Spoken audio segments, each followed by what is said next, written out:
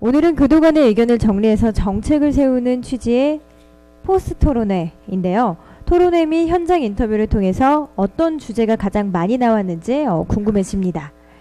그럼 지금부터 도민들께서 의견을 주신 내용과 연계된 도정사업을 발표하는 시간을 갖도록 하겠습니다. 먼저 영상을 보여드리고요. 해당 부서에서 발표하는 형식으로 진행하도록 하겠습니다. 자, 그럼 도민분들은 어떤 의견을 주셨는지 여러분들 함께 영상 보실까요?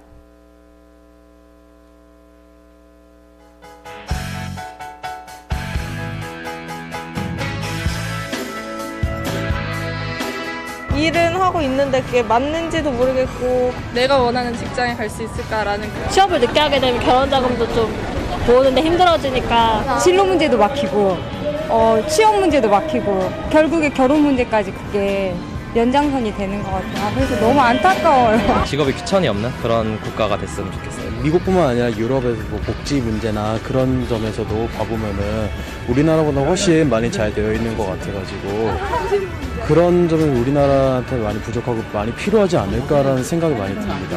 대학생 고민은 경기도가 들어주세요. 네, 영상을 보니까 일자리 문제에 관련된 내용인 것 같아요. 자, 일자리 정책 허승봉 과장님 발표 부탁드리겠습니다. 네, 일자리 정책과장 허승범입니다.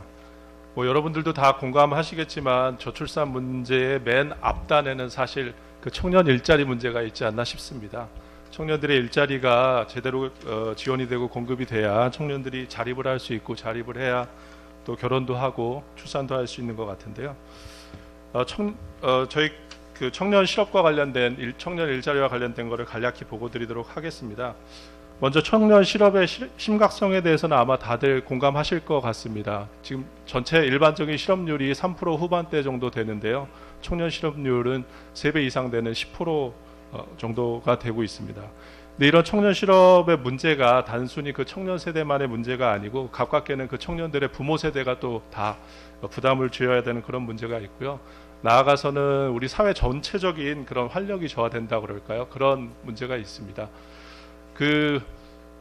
제가 이 청년 실업과 관련해서 많이 여러분들을 만나봤는데요. 하시는 말씀을 이렇게 정리를 해보면 오늘 배고프지만 내일의 희망이 있다면 살아갈 힘이 생긴다. 근데 요즘 같아서는 오늘은 어떻게 먹고 살 것 같은데 내일에 대한 희망이 잘 안 보인다. 그래서 마음이 더 힘들다. 이런 얘기들을 많이 하시더라고요. 그런 마음을 조금 저희가 어느 정도 이렇게 개선할 수 있도록 노력을 좀 해보도록 하고요. 오늘 발표 드릴 게 그런 일환으로 생각이 됩니다. 그래서 저희 청년 일자리와 관련해서는 자료를 보시면 그 전통적인 청년 일자리와 관련된 정책들이 있습니다. 교육, 인턴, 취업 등 그동안 우리가 해왔던 사업인데요. 이런 것들만 갖고는 청년들 일자리 해소가 사실 쉽게 되지는 않더라고요. 단기적인 일자리는 마련을 할 수 있지만 청년들이 스스로 자립하기 위해서는 그런 것뿐만 아니라 창업이라든가 또 자산 형성, 또 앞으로 보고가 되겠지만 주거 문제라든가 이런 게 좀 복합적으로 청년들의 자립을 위해서는 그런 것들이 복합적으로 좀 지원이 돼야 되지 않을까, 그런 문제의 의식을 좀 갖고 있습니다. 그리고 또 하나는 그동안의 그 관련된 정책들은 사실 충분히 많이 나왔다고 생각이 됩니다. 일자리와만 관련해서도 그 중앙부처 관련 정책이 총 190개가 넘고 예산만 해도 16조 이상 되고요. 저희 경기도도 청년 실업 문제와 관련해서만 말씀드려도 한 45개 사업에 대해서 한 1,000억 원 이상 예산을 투입을 하고 있는데 충분히 그런 정책들이 청년 세대들한테 잘 전달이 되지 않는 게 아닌가, 그런 고민이 좀 있습니다. 그래서 저희가 최근에 설립한 경기도 일자리 재단을 중심으로 이런 문제들을 해소해 나가려고 하고 있는데요. 그 화면에 보시면 아래 땅 파란 부분을 좀 한번 봐주십시오. 일단은 저희가 청년 일자리, 청년 자립과 관련된 그런 정책들, 이런 청년들과의 접점, 창구를 일원화 좀 하려고 하고 있습니다. 그래서 일자리 재단으로 가시면 청년들의 일자리나 자립과 관련된 모든 사업들을 안내받고 또 그런 것을 문의할 수 있는 그런 방향으로 좀 추진하고 있고요. 그다음에 정책 집중화, 아까 말씀드렸듯이 정책 자체는 상당히 많이 다양하게 있는데요. 이것들이 이제 그 자체적으로 효율성이 좀 떨어지는 부분도 있고 너무 이렇게 나눠져 있기 때문에 청년들에게 잘 전달이 되지 않는 그런 문제들이 있습니다. 그래서 이런 걸 하나로 좀 뭉쳐가지고 선택과 집중을 해서 잘 되는 정책들을 조금 선별해서 그 정책들을 집중적으로 추진하는 그런 방향으로 좀 하려고 하고 있습니다. 그래서 아래 단계 보시면 그 맨 아래줄을 보시면 일단은 도에서 하고 있는 그런 청년 일자리와 관련된 사업들을 다 이렇게 좀 모아서 하나의 그 일자리 재단에서 하나의 플랫폼으로 온라인 오프라인 플랫폼으로 이렇게 좀 하나로 구성을 할 예정이고요. 그래서 그것들 중에서 이렇게 잘 되고 이렇게 효율적인 것들만 이렇게 중심으로 해서 통폐합을 하려고 합니다. 그렇게 하다 보면은 좀 부족한 부분이라든가 또 이제 중앙부처 사업들하고 연계해야 될 방향들이 있을 것 같은데요. 그런 부분을 이제 마지막 단계로 해서 추진해 나가려고 합니다. 다음 페이지부터. 그래서 향후 계획은 제가 간략히 말씀드렸지만 일자리 재단을 중심으로 해서 청년들이 필요로 하는 정책들을 온라인 오프라인으로 해서 하나의 플랫폼으로 지금 만드는 작업이 이미 시작되었습니다. 그래서 내년 상반기 중에 여러분들한테 공개하고 또 이용하실 수 있도록 할 예정이고요. 그리고 이러한 것들이 그동안 너무 이렇게 관 중심적으로 이루어진 부분들이 많이 있기 때문에 그러한 그런 고민에 대해서 이번 2기 연정에서도 많은 제안을 해주셨습니다. 그래서 청년들과 관련된 정책을 통합적으로 실시할 수 있는 청년 전담부를 일자리 재단 내에 설치할 계획이고요. 그 다음에 이제 청년들의 목소리를 상시 듣고 정책에 반영하기 위해서 청년 행복위원회를 설치를 할 예정입니다. 그래서 이러한 정책들 진행 방향들을 항상 청년들과 같이 소통해 가면서 추진하도록 할 계획입니다. 이상입니다. 네, 여러분 박수 한번 부탁드립니다. 네, 말씀 너무 잘 들었습니다. 자, 이어서 다른 도민의 의견 영상 보도록 하겠습니다. 저출산이나 일가정 양립은 사실 뭐 여성만의 문제라고는 생각하지 않고요. 네. 모든 근로자들의 문제라고 생각을 합니다. 개인적인 차원에서는 이제 여러 가지 전략들을 쓰면서 생존하기 위해서 이제 다양한 전략들을 쓰고 있는데 저는 이제 그런 걸 넘어서서 사회적으로는 결국은 시간의 문제가 굉장히 중요한 것 같아요. 일과 가정을 양립하기 위해서는 우리 사회가 지금 가지고 있는 근로 시간과 관련한 문화를 좀 바꾸는 게 굉장히 중요하지 않을까. 아이가 7시 반까지 봐준 어린이집이 있을 수도 있지만 또 아이가 갑자기 아프기도 해요. 굉장히 여러 가지 상황들이 있습니다. 그런데 우리는 근로시간이 굉장히 장시간이고 또 굉장히 경직돼 있습니다. 그걸 근로자가 유연하게 그거를 활용하면서 또 우리가 굉장히 장시간 일은 하지만 또 안타깝게도 OECD에서 노동 생산성은 또 제일 낮은 나라입니다. 그러니까 우리가 가정을 포기하고 굉장히 직장에서 많은 시간을 보내고 열심히 일을 하고 있지만 생산성은 높지 않은 이런 굉장히 뼈아픈 게 우리의 지금 현실인 것 같습니다. 그래서 전반적으로 사회 전체적으로 이 시간과 관련한 근로시간과 관련한 문화를 바꿔나가는 거 그게 이제 여성들의 경력 단절을 줄일 수 있는 하나의 방법이면서 모든 근로자들이 또 일과 가정을 양립할 수 있는 굉장히 중요한 지점이라고 생각이 됩니다. 네, 맞습니다. 네, 역시 보육에 관한 문제 또한 나왔습니다. 보육정책과 이순능 과장님 발표 부탁드리겠습니다. 네, 죄송합니다. 네, 보육정책과장 이순노입니다. 네, 죄송합니다. 네. 일가정 양립에 관한 문제였는데요. 여성가족과 이현희 과장님 발표 부탁드리겠습니다. 죄송합니다. 네, 여성가족과장 이현희입니다. 이렇게 많이 와주셔서 감사하고요. 영상에서 보셨듯이 결혼과 출산 이런 염려 때문에 비혼화, 만혼화가 지금 추진되고 있고 근로시간 이런 염려 때문에 경력 단절 문제가 발생하고 있는 것 같습니다. 그래서 일가정 양립 지원 활성화 추진 계획을 저희가 잡았습니다. 경기도에서는 저출산 대응 정책을 여성 보육 이 틀에서 벗어나서 생애 주기별 복합적 과제로 전환을 해서 일자리, 주거, 결혼, 출산, 보육 등 TF를 구성해서 도정 전반에 다각적인 협업을 통해 시너지 효과를 거둘 수 있는 종합정책을 추진하고 있습니다.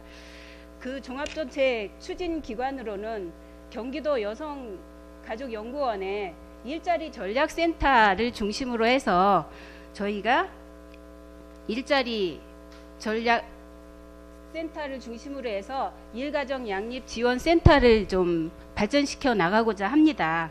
그 다음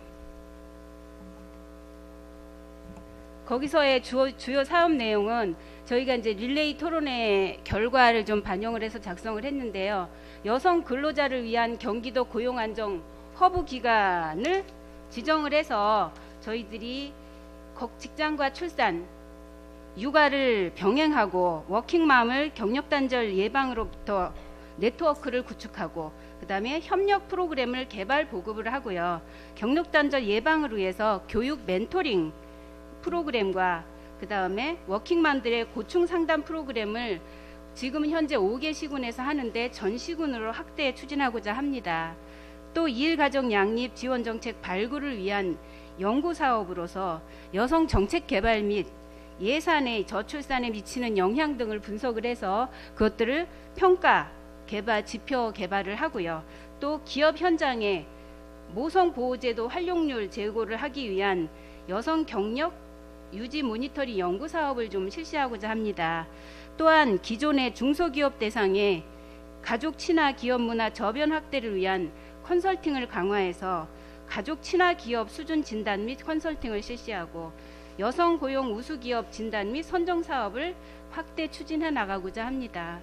확대 기획으로, 향후 기획으로는 가족 친화 기업 인증 및 여성 고용 우수 기업 네트워크 구축을 통한 상호 벤치마킹 및 교류 기회를 제공함으로써 결혼하고 아이 낳기 좋은 굿모닝 경기도를 실현해 나가는데 최선을 다하겠습니다. 고맙습니다. 네, 말씀 잘 들었습니다.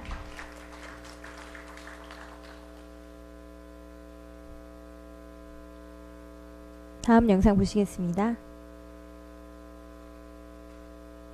저는 수원 영통에 살고 있는 초등학교 1학년 남자아이를 두고 있는 하나 두셨어요? 워킹맘입니다. 예. 제가 둘째를 낳지 않은 이유가 딱 세 가지가 있는데요. 첫째는 남자아이라서 안 낳고요. 예, 둘째는 그 아파트 대출금을 지금 몇 달 동안, 몇 년 동안 갚아야 돼서 못 낳고 있고요. 셋째는 정말 맡길 데가 없어서 못 낳고 있습니다. 그래서 정말 낮에는 어차피 어린이집이나 유치원을 맡기면 괜찮은데 저녁 때 제가 뭐 회식이 있거나 아니면 뭐 야간 근무가 있거나 이럴 때 맡길 때가 마땅치 않아서 항상 저는 그 여성가족부에서 운영하고 있는 아이돌봄 지원 사업을 이용을 했거든요. 근데 그게 뭐 공급은 적고 수요가 너무 많아서 이게 연계가 원활하지가 않더라고요. 그래서 그런 아이돌봄 사업을 좀 경기도에서 그 공급이 많도록 교사들을 좀 많이 좀 양성해서 지원을 해줬으면 좋겠고요. 애기 맡기고 맞벌이 같은 거 할 수 있게 지원 같은 거 해주면. 교육에 대한 지원을 좀 많이 해줬으면 좋겠어요. 중국도 기시 마찬가지예요. 애들이 너무 힘든 것 같아요. 이 육아 환경이 좀 좋은 나라에서 결혼을 했으면 좋지 않을까, 네, 좀 행복하지 않을까. 네, 보육에 관한 문제 또한 나왔습니다. 보육정책과 이순능 과장님 발표 부탁드리겠습니다. 네, 안녕하세요. 보육정책과장입니다. 지금 화면에서 그 아이를 안심하고 맡길 수 있는 곳이 없다고 그 고민들 많이 하고 있습니다. 그럼에도 불구하고 경기도 내에는 어린이집이 12,158개, 이제 9월 말일자로 12,000개가 넘습니다. 그런데도 이렇게 그 아이를 안심하고 맡길 수 있는 곳이 없다고들 합니다. 12,000개가 넘는 것 중에서 이제 국공립 어린이집이 618개가 있는데 지금 어린이집 현황을 보게 되면은 이 국공립 어린이집에는 신청을 하면 바로 어린이들이 아이를 맡길 수가 없어요. 왜냐하면은 대기자들이 있기 때문에. 그 반면에 민간하고 가정 어린이집이 그 우리 경기도에서는 전체 어린이집의 한 91%가 넘는 그런 상태인데 여기에는 그 정원에 대해서 아이들이 없어서 지금 폐원하고 있는 그런 상황입니다. 금년 1월부터 지금 9월까지 폐원한 어린이집 수가 530개소가 되니까 이 숫자로도 충분히 그 입증이 된다고 할 수 있겠습니다. 그래서 이제 그 저희 도에서는 국공립 어린이집 같은 그 대기하면서 이 번호표 뽑아서 대기할 수 있는 그런 질 높은 국공립 어린이집 같은 보육 서비스를 할 수 있는 어린이집, 그걸 어떻게 할 수 없을까, 그 고민해서 출발해서 한 게 경기도형 공보육 어린이집 시범 사업이 되겠습니다. 우리 공보육 시범 사업은 시범 사업으로 한 3개 정도를 계획하고 있고요.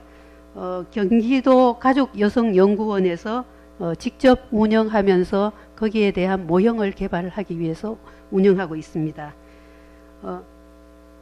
비전과 그 핵심 가치를 좀 말씀드리면은, 비전은 그 아이가 행복하고, 그리고 부모는 안심하고, 그리고 교직원은 만족할 수 있는 그런 이상적인 어린이집 모형이 되겠습니다. 그 핵심 가치로서는 4가지 핵심 가치를 이제 말씀드리고 싶은데요. 첫 번째, 이 공공성, 개방성, 그 함께 키워가는 공공성, 그리고 서로 소통할 수 있는 그 개방성, 안심하고 맡길 수 있는 안전성, 그 깨끗하고 투명하게 운영되는 투명성, 이 4가지를 핵심 가치로 말씀드릴 수가 있습니다. 이 공공성을 지금 표방한 것은 지금 우리 가족여성연구원에서 시범 사업을 하면서 이 어린이집, 민간 어린이집을 운영권을 받아서 운영하게 되는 그런 모형으로서, 일단은 원장을 공개 채용하고 이제 운영권은 이제 연구원이 가지는, 그렇게 해서 이 공립화한다는 그런 취지가 되겠고요. 그래서 그 교직원들, 아까 그 화면에서 보면 질관리 그랬었는데, 질관리의 첫 번째는 교직원의 질이라고 할 수가 있겠습니다. 그래서 교직원들의 질 관리를 위해서 사정 교육이라든가 뭐 중간중간 해서 교육을 시켜가면서 교사들의 역량 강화, 이거를 보장할 수 있도록 하겠습니다. 그리고 두 번째로 개방성에 대한 가치를 말씀드리면은, 항상 맡겨놓고도 불안한 것이 부모들의 마음입니다. 그래서 부모들이 함께 어린이집에 활동하는 상황을 공유할 수 있고, 또 함께 참여할 수 있고, 이러한 어린이집, 그래서 그 보육 과정도 공개하고 하는 그런 어린이집으로, 그리고 지역사회의 그 자원들을 활용해 가지고 텃밭가꾸기나 동화구연이나 이렇게 같이 연계할 수 있는 그런 어린이집을 염두에 두고 있습니다. 그리고 세 번째로는 안전성을 말씀드리는데, 부모님들은 자나깨나 아이가 안전하고 또 앞으로 그 환경도 안전해야 되고, 그 안전에 대한 노이로제가 있습니다.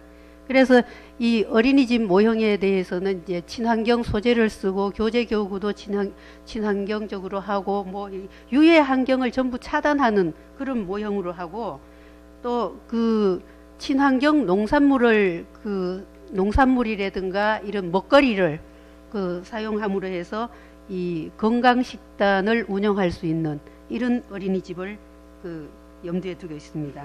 그리고 마지막으로 이제 투명성에 대한 가치는, 지금 가끔씩 보면은 이제 언론상에 나오고 있는데, 뭐 리베이트라든가 보조금을 뭐 행유용 이런 사항이 있기 때문에, 여기에 대해서는 저희가 이제 회계 프로그램 시스템을 개발해 가지고 전체 보급을 하고, 그리고 원장이라든가 교직원들에게 이제 회계 프로그램 교육을 시키면서 컨설팅을 하면서 이 문제를 해결할 수 있는 모형으로 하겠습니다. 저희가 이제 이러한 어린이집, 경기도형 공보육에 대한 어린이집의 명칭을 따복 어린이집이라고 정했는데요.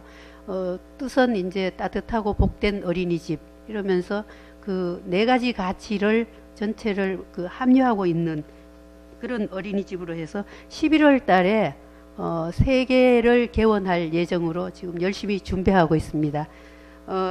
아이를 낳으면 이제 안심하고 맡길 수 있는 어린이집 모형을 이제 개발해서 우리 경기도 내 전체 어린이집으로 이 프로그램이라든가 컨텐츠를 확산하고, 더 나아가 전국적으로 확산할 수 있도록 열심히 추진하겠습니다.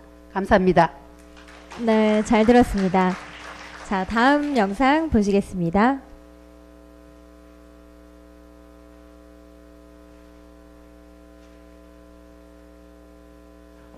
근데 제가 지금 고민이 집 문제가 해결이 안 돼서 가장 좀 문제가 좀 고민을 많이 하고 있습니다. 큰 문제죠. 그리고 네. 제 주변에 제 친구들이나 뭐 결혼하는 사람들 얘기를 들어보니까 대부분 다 거의 전부죠. 대출을 받아서 집을 네. 얻은 상태에서 결혼을 했더라고요. 예. 그러다 보니까 매달 대출금을 내야 되고요. 대출 네. 이자금을 내야 되고 그리고 뭐 그중에는 또 자동차 할부금 그리고 그렇죠. 등등 뭐 예. 세금 등 해서 경제적인 여건이 너무나 이렇게 힘들다 보니까 많이 나와봐야 한 명. 네. 아니면 안 날려고 하는 친구들도 많더라고요. 집값을 뭐 좀 낮춘다던가 아니면 임대주택 같은 걸 제공을 해주면 좋을 것 같습니다. 회사나 뭐 그런 데서 결혼할 때 특히 이제 주거 쪽으로 좀 지원을 해준다면 전체적인 사회 안전망을 갖춰주고 나라에서 충분히 서포트를 해줄 수 있다.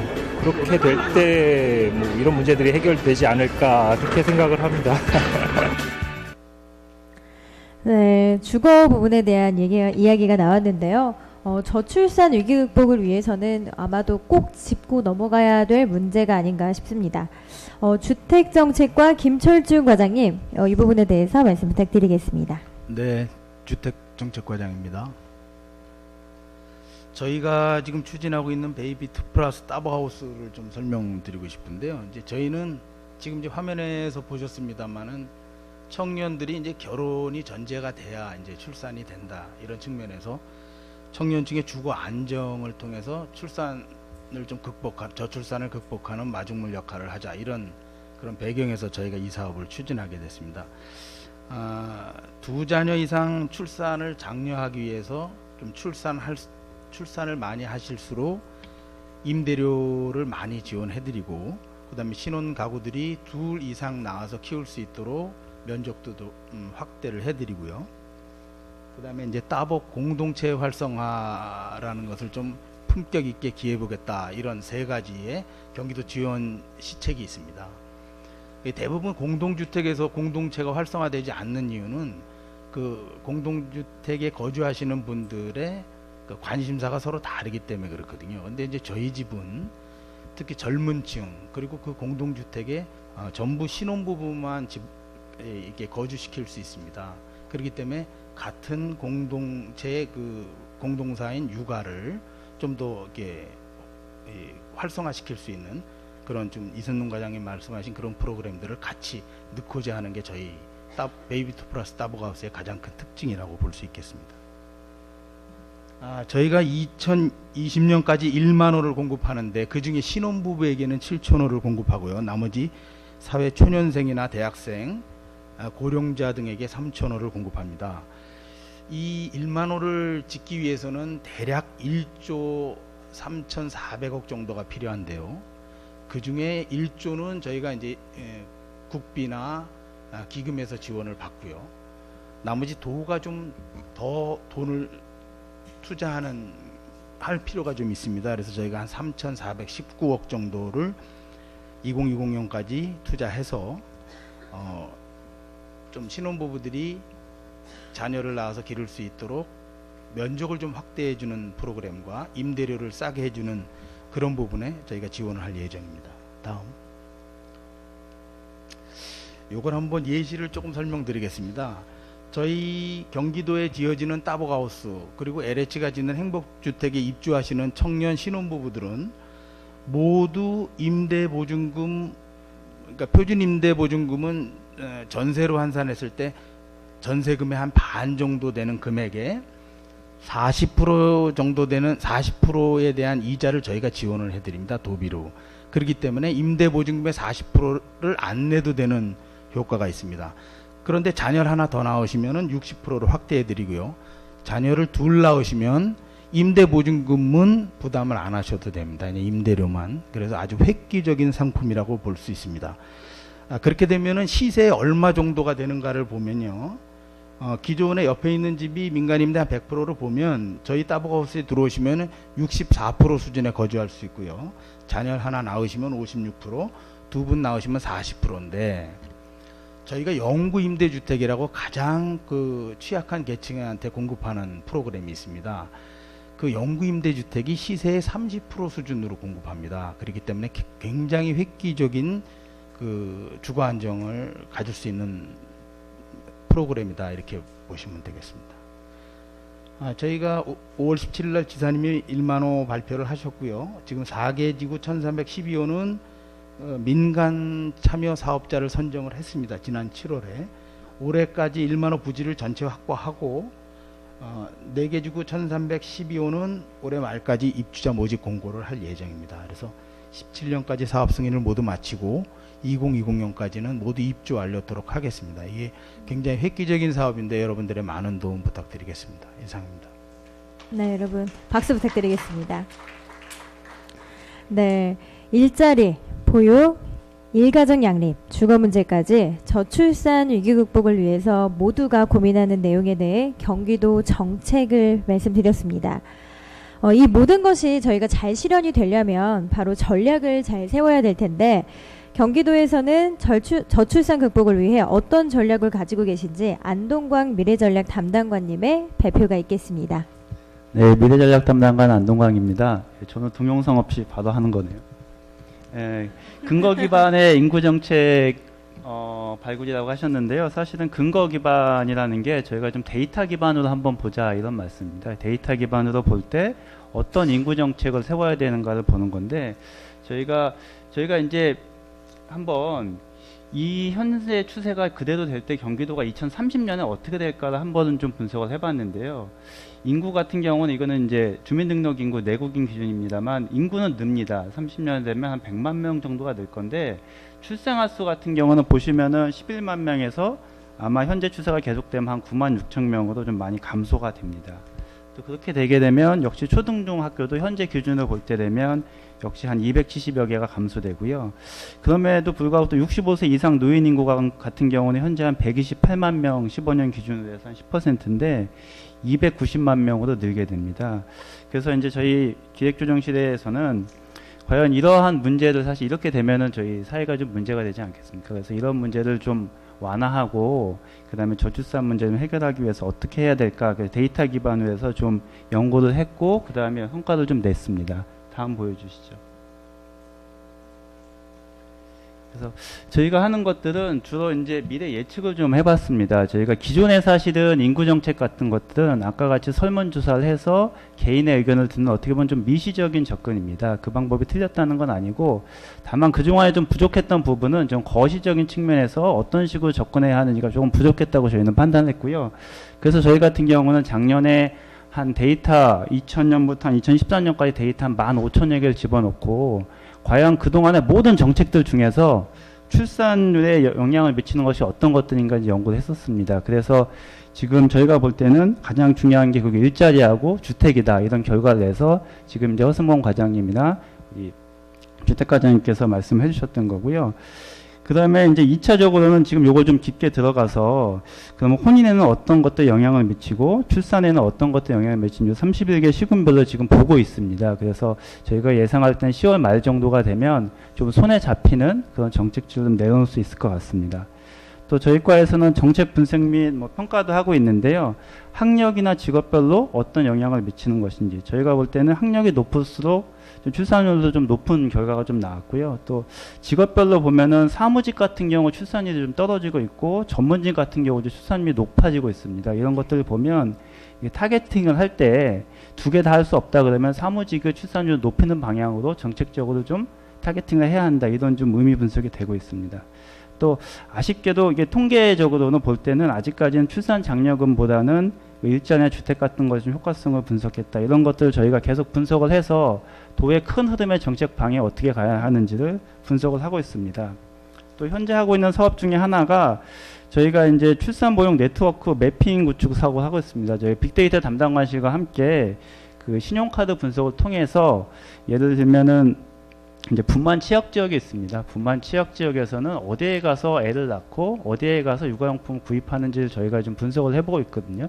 이런 것들 분석하게 되면 어느 시군에는 어떤 정책이 필요한지가 좀 구체적으로 나올 수가 있습니다. 이런 것들을 저희가 연말까지 해서 좀 손에 잡히는 정책들을 만들도록 할 것입니다. 그리고 인구정책 심포지엄도 저희가 개최를 하고요. 또 이러닝 과정도 지금 개발을 해서 내년부터는 인재원에서 교육을 받을 수 있도록 이렇게 했습니다. 그래서 저희 과에서는 기본적으로는 좀 여기서 아까 여성가족과나 보육정책과에서 좀 손에 잡히는 이 기존의 정책들을 보완하고 발전해 주셨다고 한다 그러면 저희는 조금 거시적인 차원에서 데이터를 좀 기반으로 해서 큰 흐름이 어떻게 나아가야 하는지를 계속 연구하고 있고요. 이런 것들 같이 협업을 통해서 저출산 문제 해결에 조금이라도 기여하도록 노력을 하겠습니다. 예, 이상입니다. 네, 박수 부탁드립니다. 제가 이렇게 앞에서 보니까 다들 펜을 손에서 놓지 못하시고 열심히 기록을 하고 계시더라고요. 그리고 눈빛도 뭐 하나라도 놓칠세라 이렇게 굉장히 얘기를 잘 듣는 모습이 굉장히 눈에 띄었는데요. 이 저출산 극복을 위해 경기도 정책과 전략에 대해서 이 짧은 시간이지만 여러 가지 의견을 저희가 들어봤습니다. 자, 그렇다면 이 자리에 함께하신 도민 여러분들과 관계자분들의 질의응답을 비롯해서 자유로운 의견을 나누는 순서를 갖도록 하겠습니다. 혹시라도 정책에 관해 궁금하거나 의견이 있는 분들은 편하게 자유롭게 이야기를 하면 되시고요. 자리에 앉아서 손을 이렇게 들어주시면 저희가 바로 질의응답하는 순서를 갖도록 하겠습니다. 자, 혹시 질문 있으신 분들 계실까요? 이렇게 손 들어주시면 되세요. 어머, 벌써 이해를 다 하셨어요, 혹시? 이 완벽한 정책이다. 이거면 되겠다. 좋습니다. 원래 용기 있는 자가 뭐라도 하나 더 가져가는 거예요, 여러분. 네. 네. 앉아서. 보육정책 과장님께 질문 드리겠습니다. 그 공보육 어린이집에 대해서 말씀해 주셨는데 좀 구체적으로 그 운영 방식과 지원이 되는 내용이 궁금합니다. 네, 보육정책 과장입니다. 공보육 어린이집에 이제 사실 너무 큰 얘기만 해가지고 좀 궁금하실 것 같습니다. 국공립 어린이집에 대기자가 많다고 했는데 그 이유 중에 한 가지는 아마 돈이 적게 들기 때문 뭐 이렇게 얘기할 수 있겠고, 두 번째로는 보육의 질이 보장된다. 뭐 이렇게 아마 느낄 수 있겠습니다. 그래서 저희 공보육 어린이집 운영 방식은 우선 부모들이 보육료 부담 없이, 지금 민간 가정 어린이집에서는 국가가 보육 책임제를 한다고 하지만 민간과 가정 어린이집에서는 차액 보육료라고 해서 일정 부분을 부담을 하고 있습니다. 예, 그 부분을 없게 하고, 또 어린이집에 아마 보내보셨던 분들은 아시겠지만 특별활동비, 현장학습비, 또 식비 이런 식으로 해가지고 필요경비라고 하는 부분을 상당 부분 좀 많이 내고 있더라고요, 돈을. 그래서 이 필요경비 부분을 최소화할 수 있도록 보육 프로그램을 내실 있게 운영할 수 있는 방법, 이게 있겠고, 또 한 가지는 이제 어린이집별로 해서 취약한 계층들에 대한 보육을 실시할 수 있도록, 예를 들면 시간 연장, 직장맘들이 많게 되면은 시간 연장형 어린이집을 한다든가, 또 농촌이나 이런 쪽은 다문화 가족들에게 좀 문을 좀 넓게 열어주는 이런 형태로 하고요. 부모, 아까 개방성에 대해서 간단하게 말씀드렸었는데, 부모들이 참여할 수 있는 이런 어린이집으로 운영하겠습니다. 그리고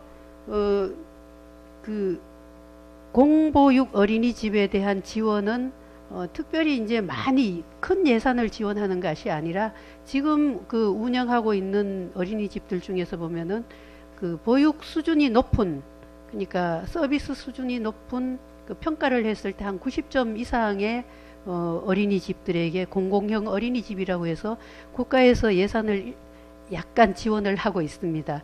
이제 예산 지원은, 운영 예산은 그 수준으로 약간 지원을 하게 되겠고요. 그리고 지금 현재는 민간 어린이집을 임차해서 운영하기 때문에 임차료를 지원하는 그 수준으로 지원하게 되겠습니다. 예. 이상. 네. 예, 대답 되셨나요? 네, 대답이 되셨나요? 네, 좋습니다. 밝게 웃으시면서 너무 좋다고 하시네요. 자, 그럼 혹시 다음 분 질문 받겠습니다. 질문 있으신가요?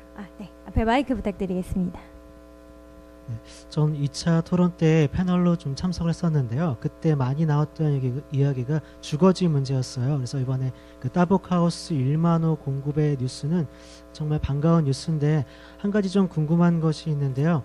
물론 그 공급이 많은 곳에 필요로 하는 곳에 그 공급되겠지만 어떤 부지 선정이라든가 이런 것들은 어떻게 진행되는지 궁금해요. 혹시 도시 중심지가 아니라 뭐 외곽지라든가 너무 좀 열악한 환경에 위치한다면은 도움이 또 안 될 수도 있으니까 좀 어떻게 진행이 되는지 그것이 좀 궁금하네요. 네, 답변 부탁드리겠습니다. 네, 제가 답변 드리겠습니다. 물론 행정적으로는 이제 투자 심사, 타당성 조사 이런 걸 하게 돼 있기 때문에 당연히 수요가 있는 곳을 찾게 되는데요. 저희들이 이제 2020년까지 전부 입주시키려면 좀 다급합니다. 그래서 도시공사가 이 사업을 하게 되는데 도시공사가 보유하고 있는 토지를 우선 사용합니다. 그래서 대부분 여기 광교라든지 다산 신도시, 동탄 신도시, 안양, 관양 이렇듯이 교통과 인프라가 매우 좋은 지역의 땅들을 우선 지금 확보하고 있습니다. 지금 확보된 토지는 한 8,000호 정도는 확보를 하고 있고요. 2,000호 정도 추가 확보는 시군과 지금 협의 중에 있는데 나머지 2,000호도 교통과 인프라가 좋은 곳으로 저희가 선정할 계획입니다. 네, 대답 되셨나요? 네, 좋습니다. 저도 하나 이렇게 좀 궁금한 게 생겨서요. 저같이 이렇게 신혼부부들이나 혹은 이제 결혼을 앞두고 있는 사람들 입장에서 이렇게 들어보면 저도 되게 궁금한 게 있었거든요. 따복하우스? 이거 굉장히 좋다라는 생각이 많이 들었는데 제가 알기로는 경기도만의 뭐 특화된 사업이 아닌가라는 생각이 조금 듭니다. 혹시 그래서 그 부지사님 혹시 이 사업은 어떻게 만들어지게 됐는지 제가 좀 여쭤봐도 될까요? 네, 따복하우스는 원래 저희가 그 저출산을 이게 여론조사라 그러나요? 이걸 해보니까 왜 무엇이 가장 좀 부족하냐 이렇게 물어보면 저는 사실은 한 보육이 나올 줄 알았어요, 1등이. 근데 실제로는 보육, 일자리, 주거 이렇게 나올 줄 알았는데 그 여론조사 결과를 보니까 완전히 제 상식을 깨는 결과가 나왔더라고요. 그게 첫 번째가 주거였고요, 두 번째가 일자리고 보육, 이런 순서대로 우리 젊은 분들이 주거를 가장 좀 부족하고 시급하다고 본 것 같아요. 그래서 저희가 그 주거 복지 정책의 핵심을 이 따복하우스로 이렇게 잡고 신혼부부에게 이제 많은 할당을 하게 된 배경이 있고, 또 이게 단순한 이 공급형, 그러니까 몇 채를 공급했다, 몇만 원을 공급했다, 이거보다 더 중요한 건 그 안에 내용이 중요해요. 그러니까 들어갔을 때 정말 아이를 키우기 좋은 그런 프로그램이나 그런 커뮤니티 공간이 필요하거든요. 그래서 저희가 이제 두 가지를 결합한 거죠. 하나는 젊은 분들한테 공급을 하는 측면이 있고, 또 하나는 그 안에 가장 원하는 프로그램을 맞춤형으로 넣어주겠다는 겁니다. 이 아이디어는 사실 남경필 지사님께서 전에 어느 모 아파트에 가봤더니 거기가 뭐 보통 3명 자녀는 보통이고 심지어는 4명 자녀를 둔 아파트가 있었다는 거예요. 그 내용을 보니까 서로 같이 육아를 돌봐주고 또 같은 공간에서 이렇게 서로 품앗이처럼 하는 그런 프로그램이 돌아가고 있었다는 겁니다. 그래서 저희가 이게 단순히 뭐 물리적인 몇만 호를 공급하는 의미보다는 신혼부부가 편하게 서로 품앗이도 하고 내가 필요로 하는 프로그램을 같이 공유하면서 하는 그런 개념의 베이비 2 플러스 따복하우스를 저희가 그런 상품을 기획하게 된 것입니다. 네, 감사합니다. 궁금한 게 확 해결이 됐네요. 감사해요. 그러면 더 질문 없으시면 그럼 그 관련 입법을 관리하시는 우리 경기도의회 여성가족교육협력위원회 류재구 의원님의 저출산 극복을 위한 의원님의 소견을 한번 들어보도록 하겠습니다. 제가 소견이라고 말씀드린 것보다 먼저 우리 부의사님 오셨으니까 조금 전에 보육정책과장께서 말씀하신 내용과 함께 협의를 좀 할 일이 있다고 보여집니다. 조금 전에 국공립 어린이집은 아이들이 대기하고 있고, 그 다음에 공공형이나 아주 민간 어린이집은 사실상 이제 수요를 충족치 못해서 문제가 있다 이렇게 얘기했어요. 그런데 그러면 무슨 이유냐라고 얘기하면 국공립 어린이집은 지금 말한 믿고 맡길 수 있고, 그 다음에 교육의 수준도 높고 뭐 이런 이제 등등의 얘기를 예를 들었습니다. 그러면 지금 말한 민간 어린이집도 실질적 지원이 국공립 어린이집 수준이 돼야 된다 이렇게 이제 얘기할 수가 있지 않겠습니까? 예, 그렇다면 그렇게 하기 위해서는 지금 이제 정부 차원에서 하고 있는 말하자면 룰 외에 모자란 부분은 경기도가 100% 해결을 해줘야 된다는 거죠. 예, 그런데 지금 말한 예를 들어서 차액보육료를 얘기한다면 차액보육료를 3만 원만 지원하고 있습니다. 실질적으로는 지금 5만 천 원에서 지금 5만 7천 7만 천 원까지죠. 그러면 지금 말씀드린 그렇게 필요한 차액보육료 전액을 예산에 편성하셔야 된다 이렇게 지금 봐지고요. 두 번째 문제는 무슨 얘기냐면 지금 말씀드린 이제 공공형 어린이집 문제 얘기했는데 보육교사 문제, 그다음에 두 번째 그 요리 보조원 이런 것 등등 이 지원을 일부분씩 하고 있다는 거죠. 지원하는데, 그러니까 국공립 수준의 말하자면 지원을 국가 룰대로 할 것이 아니고 경기도가 국가에서 하는 룰 외에 모자라는 부분을 경기도가 예산 세워서 제대로 해줘야 된다. 이런 것이 돼주면 지금 말씀드린 굳이 국공립 찾아가지 않아도 말하면 민간 보육소에 가도 문제가 없다 이런 얘기입니다. 자, 두 번째 말씀드린 건 시간의 문제입니다. 지금 말씀드린 아이들의 문제가 지금 그 조금 전에 그 선호도 조사를 하니까 주택 문제를 얘기했다고 말씀하셨어요. 예, 그런데 저는 이제 생각이 조금 다른 게 있습니다. 주택 문제는 내가 편안하게 살겠다라고 하는 것이 우선이지만 어린이들을 말하자면 지금 말한 낳아야 된다고 하는 개념과는 조금 차이가 있는 설문조사일 수도 있다 이런 생각이 들어요. 그러면 아이를 낳게 하기 위해서는 일단 아이를 세상에 태어나게 만들면 영영아부터 지금 최소한 아이가 어리니까 자유롭게 예를 들면 보육받을 수 있는 그 순간까지도 문제를 다 해결해 줄 수 있어야 된다는 국가가 이렇게 정책이 돼야 된다고 생각하고 있어요. 그렇게 되면 제일 문제가 뭐냐 그러면 첫 번째는 시간의 문제입니다.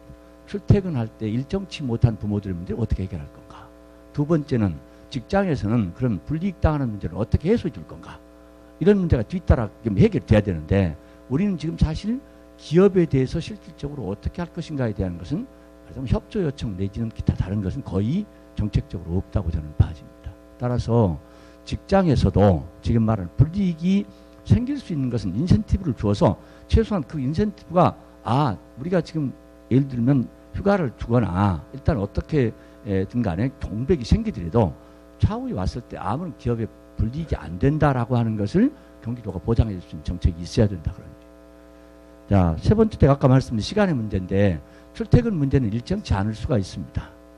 그렇게 되면 어떤 경우는 12시에 퇴근할 수도 있고 어떤 사람은 뭐 6시에 퇴근할 수도 다 그렇습니다. 그런데 실제로 그렇게 지금 말하자면 그 퇴근 시간이 일정치 못한 사람들이 아무래도 어린이집에서 맡겨놓은 시간에 한계가 있어요. 예를 들면 어린이집이 연장시간 근무를 한다 그래도 실질적으로 그런 문제에 대해서 해법을 제대로 제시하지 못하고 있다는 거죠. 예를 들면 제대로 보육되게 만들어져 있지 않습니다. 그렇기 때문에 사실 어린이집에서는 그 고충을 이루 말할 수 없도록 토로하고 있지만 그걸 100% 해결하지 못하고 있어요. 그러니까 저는 실제로 어린이집을 운영하시는 분들이 어떤 애로가 있는지를 제대로 파악해서 그분들이 정말 보육교사를 늘려주는 부분이 있다면 과감하게 경기도가 지원해야 된다는 거예요. 예를 들면 지금 3대 1의 교사 제도를 했다고 만약에 가정해보세요. 그러면 4명의 아이가 있을 때 그러면 그 중에 3은 1명이고 2를 3분의 1만 지원한다. 이런 식의 지원하고 있다면 사람을 쓸 수 있고 못 쓰게 이렇게 돼 있는 거죠. 그러니까 이런 문제는 그 근본적 해소책을 강구해야 된다. 아까도 말씀드렸지만 그 국공립 어린이집에다가 지원하는 문제 이런 문제가 선호도가 거의 높다. 왜 그럴까 분석이 되면 다른 어린이집에 대한 지원을 국공립 수준으로 과감하게 해야 된다. 이렇게 하면 문제가 해결될 수 있는데 불구하고 그런 부분은 경기도가 다른 예산의 우선순위를 말하자면 다른 데 두고 지금 말한 저출산 계속 얘기하면서도 거기에 100% 올인하고 있냐. 그건 아니라는 거죠. 예? 그렇다면 정책의 가장 우선순위를 지금 말씀드린 보육 어린이, 아니면 저출산 여기다 과감하게 투자해 보시라는 거죠. 예? 그러면 제가 볼 때는 상당히 개선될 수 있는 여지가 있다. 이렇게 봐집니다. 지금 말씀 주택 문제 기타 이런 것 등도 물론 중요합니다. 그렇지만 더 중요한 건 아이를 낳으면 국가가 최소한 키우는 데 문제가 없다라고 마음을 편안하게 해줄 수 있게 정책이 뒷받침돼야 된다. 그렇게 판단하고 있습니다. 또 한 가지 지금 아까 말씀 하셨는데 내가 너무 그 좋은 정책이었다고 그래서 지금 칭찬도 했는데 그 나눔센터 말입니다. 예, 육아 나눔센터를 지금 그 정책 개발에서 했어요. 그런데 그 지금 말한 육아 나눔센터는 어떻게 보면 어린이집 보내지 못하는 전업주부들이 실질적으로 있잖아요. 공동체를 형성해서 아이들을 같이 서로 돌보아주는 그런 이제 시스템도 일부 도입돼서 제가 볼 때는 상당히 중요한 정책이라고 생각을 했습니다. 그런데 제가 시군에서 의견을 들으니까 뭐라고 말했냐면 내년에 일몰 사업 하겠다 이렇게 의견을 냈다고 해요. 저도 깜짝 놀랐습니다.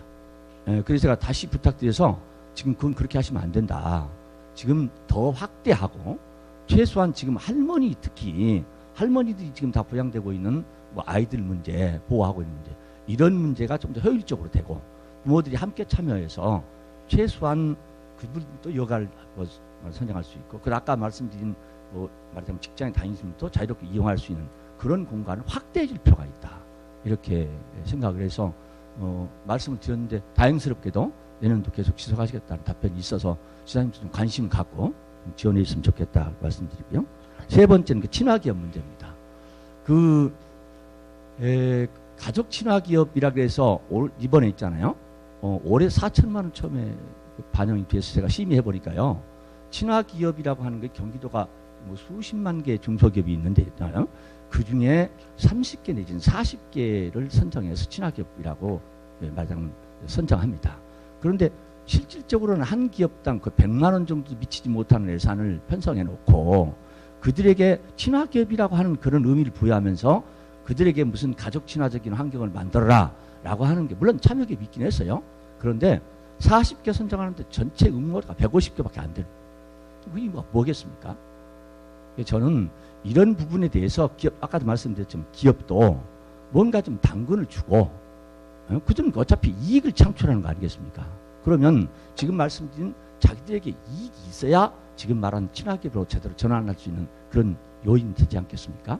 그래서 과감한 지원이 필요하다라고 말씀드리고 제가 여기서 단순하게 몇 가지 말씀드렸습니다만 어쨌든 지금 말은 이 저출산 문제는 다른 어떤 정책보다 가장 우선순위에 있어야 된다라고 하는 것이 우리 정책의 일관성 있는 그런 것이 되지 않고는 제가 볼 때 이 문제를 근본적으로 풀기 어렵다. 제안 드리면서 부의사님 관심을 좀 부탁드리고 제 질의를 마치겠습니다. 네, 좋은 말씀이시라 저희 관심을 갖고요. 예산의 우선순위 문제까지 이렇게 말씀을 해주셨는데 잘 유념해서 그렇게 검토해 나가도록 하겠습니다. 네, 좋은 말씀 너무 감사드리고요. 좋은 대답 감사드리겠습니다. 옆에 계신 배수문 의원님께서도 짧게 한 말씀 부탁드리겠습니다. 오늘 발표해 주셔서 감사드립니다. 보면서 저도 몇 가지만 얘기를 할 텐데 짧게 얘기하겠습니다. 아까 150개 과가 이건 다 문제를 공유해야 된다라고 하셨던 지사님의 얘기에 동조하고요. 아까 20개 과가 이제 TF팀으로 돼 있는데 이런 것 같아요. TF팀 들어가는 순간 사실은 그 과는 일이 더 많아지는 거라 좋아할 리가 없거든요. 그러니까 150개 과가 다 동원되다 하더라도 그냥 동원되는 게 아니라 취업할 수 있는 그러니까 좀 이런 거에 관심 더 많이 갖고 했을 때 훨씬 더 인센티브를 줄 수 있을 만한 정책을 미리 만들지 않으면 좀 어렵겠다라는 생각을 했고요. 두 번째는 저출산 위기 극복이라고 얘기가 돼 있는데 실제로는 인구 문제죠. 그래서 고령화와 같이 가야 된다라는 생각을 합니다. 예전에 저출산 고령화 같이 했었는데 좀 따로따로 요즘 하시는 것 같은데 이거는 따로 갈 일은 아닌 것 같아요. 따로 논의를 하더라도 저출산 고령화를 같이 놓고 논의할 기회를 자주 만드셔야 되겠다라는 생각을 했고요. 그 다음에 경기도가 국가 사업과 각 시군 사업의 중간 단계에 있기 때문에 경기도가 예를 만들고 그 예가 각 시에서 따라갈 수 있는 조건들을 계속 만들어가고 그거를 끌고 갈 수 있는 분위기를 좀 조성해 줘야 되겠다라는 생각을 합니다. 아까 1만호 만드는 것도 도에서 1만호 만드는 의미와 시에서 또 일정 부분을 감당하는 의미는 좀 다르다고 생각합니다. 그래서 시에서 맞게 그렇게 갈 수 있는 방향들을 뭐 TF팀을 만들든 아니면 MOU를 체결하든 이런 분위기를 좀 했으면 좋겠다. 이게 이제 산하기관을 좀 이용했으면 좋겠다. 경기도시공사 같은 경우가 앞장서 좀 했으면 좋겠다라는 생각이 좀 들고요. 그다음에 아까 안동강 미래전략 담당관님께서 얘기하셨던 것처럼 의미 분석을 좀 제대로 할 필요가 있겠다라는 생각이 듭니다. 정책은 감에 의한 정책을 하면 실패를 분명히 가져옵니다. 감에 의한 정책이 아니라 정말로 분석적이고 과학적인 정책이 좀 계속 나왔으면 좋겠다. 그 데이터를 만드는 데 지난번에 놀란 게 그 인구 관련해 가지고 연구한 용역 비용이 2천만 원, 3천만 원밖에 안 되더라고요. 이거 너무 적은 거죠, 사실은. 이렇게 되면 과학적으로 분석조차 안 되고 또 감에 의한 감의 답을 얻는 것밖에 안 됩니다. 특히나 언론에서 이슈가 됐던 것들을 정책으로 만들어가는 건 좀 신중해야 된다라는 생각이 들거든요. 다 문제가 있다고 해서 제시했다고 해서 다 정책으로 만들어갈 수가 없는 건 당연하죠. 그래서 그거의 중심을 일단 정책하시는 분들이 제대로 잡아줄 필요가 있겠다. 근데 그 제대로 잡는 가장 근저에는 연구 분석 자료가 기초가 돼야 되겠다. 그래서 GRI와 여성가족연구원을 최대한 활용하시되 객관적으로 될 수 있도록 외부 인력과 협업하는 방법도 늘 고민하셔야 되겠다는 생각이 좀 듭니다. 또 연정 단계에서 정책적으로 가실 때 저희 의회를 지금 많이 요청하시고 같이 만들어가고 있거든요. 그중에 우리 미래를 위해서 놓치지 말아야 될 게 아까 얘기했던 저출산 고령화 문제와 두 번째가 아마 환경 문제인 것 같습니다. 이 두 가지를 정책 우선순위에 놓고 늘 진행했으면 좋겠다라는 생각이 들면서 제가 바로 마치도록 하겠습니다.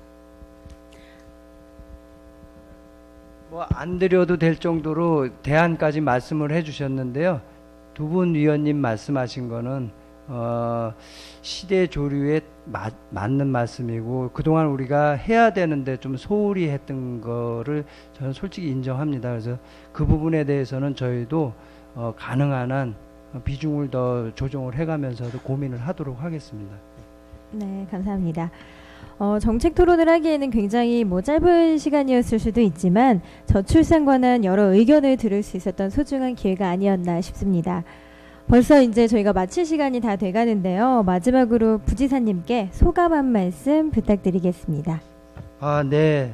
마음은 무거운데 한편으로는 조금 힘이 든다라는 생각이 듭니다. 전에 한 10년 전에 우리가 출산율 1.5 떨어질 때만 해도 막 입으로만 사실 한 것 같았었어요.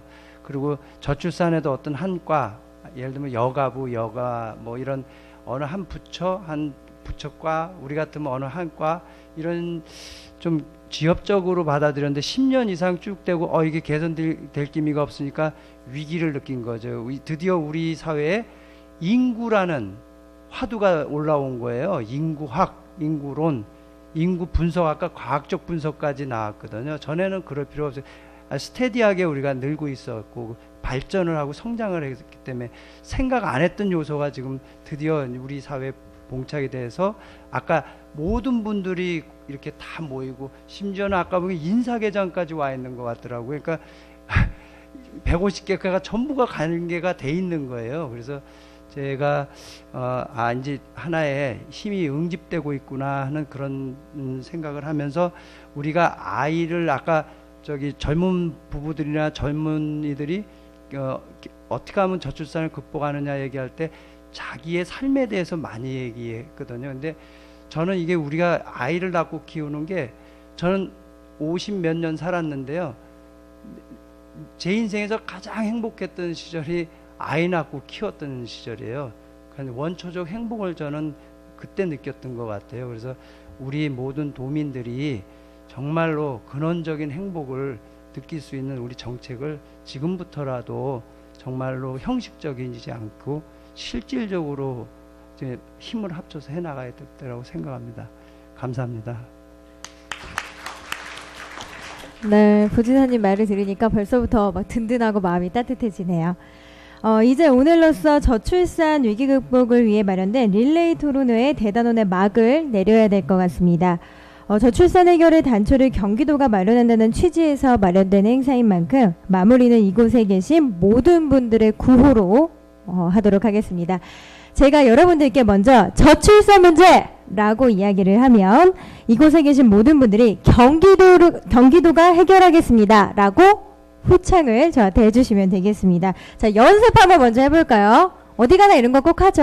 여러분들. 자, 제가 먼저 하겠습니다. 연습입니다. 저출산 문제! 좋죠. 시키지도 않았는데 다들 이건 잘하시네요. 저 이걸로 가겠습니다. 자, 저출산 문제가 해결되기를 바라는 마음을 가득 담아서 제가 먼저 외치겠습니다. 저출산 문제! 네, 감사합니다.